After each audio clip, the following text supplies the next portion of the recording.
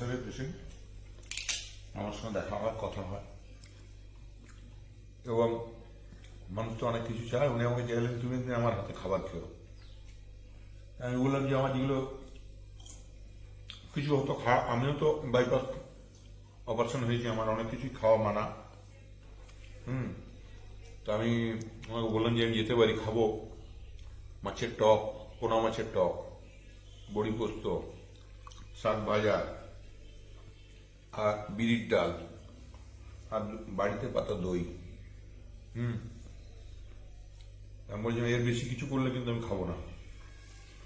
তো তাই করেছেন এবং খুব অনেকদিন পর মায়ের হাতের খাবার খেলাম।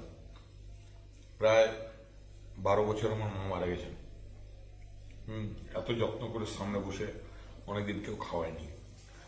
এখন আমাকে জিজ্ঞেস করছিল আমার বন্ধু, আমার ক্লাসমেট, কি নাম যেন, ননী গোপাল, আমার সঙ্গে 11-12 পড়েছে, এই গ্রামের বাসিন্দা।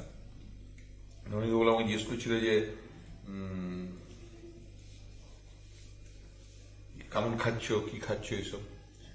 তাই আমি বললাম যে এই তুমি দিনে খেতে পারো না, বাড়িতে ইয়েও বলছিল আমাকে খান কখন, সত্যি খেতে পাই না।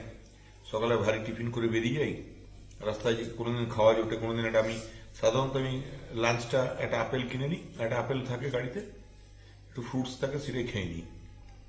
দুপুরে বসে খাওয়াটা অনেকদিনই হয় না, সে মেয়েরা এলে পরে কখনো কখনো হয় মেয়েদের প্রেশারে। তো আজকে কিন্তু মায়ের ডাকে এসে ওই মাছিটা মায়ের ডাকে এসে খেলাম। আমার সব ফেভারিট জিনিস, এই পাঁপড় খেতে আমি খুব ভালোবাসি।